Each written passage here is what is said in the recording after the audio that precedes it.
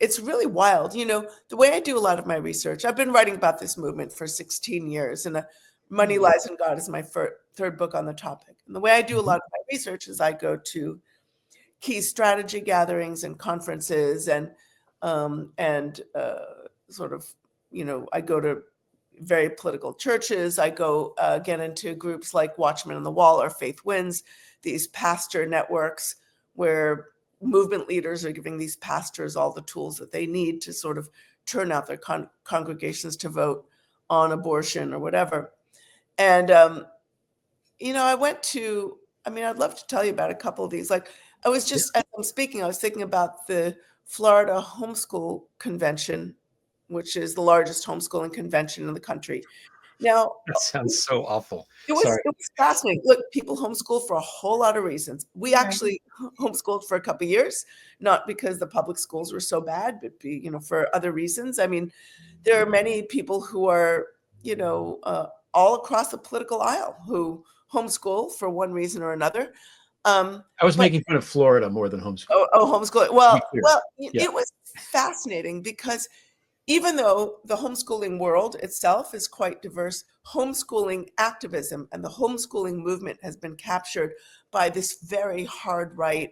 It was almost like going to pray, vote, stand, or the road to majority. You had key Republican politicians speaking. There were no Democratic politicians who, as far as I could tell, had been invited to speak. There was tons and tons of religious rhetoric. And it was very interesting. When you go to these conferences, I'm always looking for what's new and what's different. And there was a lot of talk about homesteading, right? You've got to get yourself out of, government schools, and you've got to get yourself out of the grocery store and grow your own food. And I'm thinking, these people have any idea how hard subsistence farming is? But this seems to be what they're aiming for when they're just completely crashing the economy and, and destroying the FDA and destroying any kind of regulatory agencies around our food and our food supply, and destroying farmers. So it's almost also like, let your people know they need to start figuring out how to feed themselves, because we're going to fuck up this food supply in this country to a massive degree. I know. It's just so it might be even more sinister than it looks like on the surface. Yeah, it's really a very challenging moment for all of us. The thing I think we need to notice about the governing practice of the current administration is that they're really depending in a fundamental way on a constant war on the truth. And this is where the lies fits in with the title of my new book, Money, Lies, and God. This disinformation, propaganda, just out and out lying to your face is absolutely critical to what we're seeing today. Trump and his people have no concern for the truth. They lie incessantly, they lie shamelessly, and then incredibly, they base policies on those lies.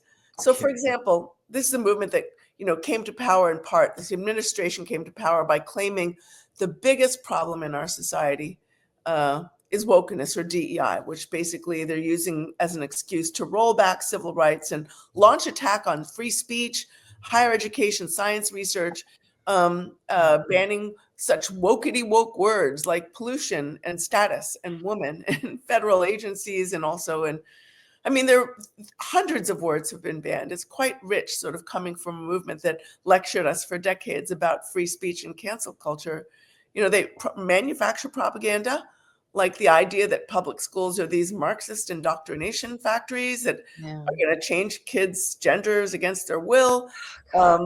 And they repeat the lie, that Democrats want to, at almost every right-wing conference I go to, at some point you're going to hear, Democrats want to abort babies after they're born. That's infanticide. That doesn't happen. That's like not, there's laws against infanticide everywhere. So that's not happening. So there's also this sort of performative aspect in everything that MAGA does. And certainly the new right advocates, some of their key thinkers advocate for performance and the use of snark, right? Yeah. Or not really, to sort of shift the Overton window.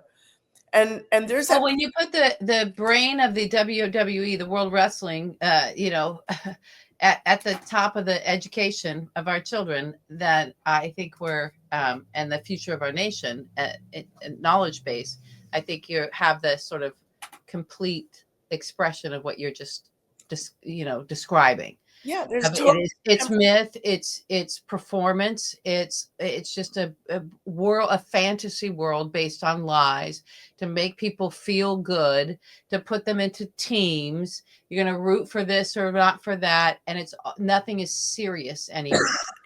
And while they're all in their arena, celebrating their glory, they have absolutely no idea who's picking their pocket and how much money is actually coming out of their own lives and into the pockets of some already very, very wealthy oligarch.